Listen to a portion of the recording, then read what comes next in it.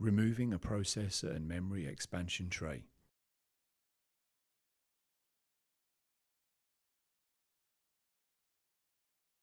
Remove the top cover. Pull out power supply 2. Loosen the 2 captive screws.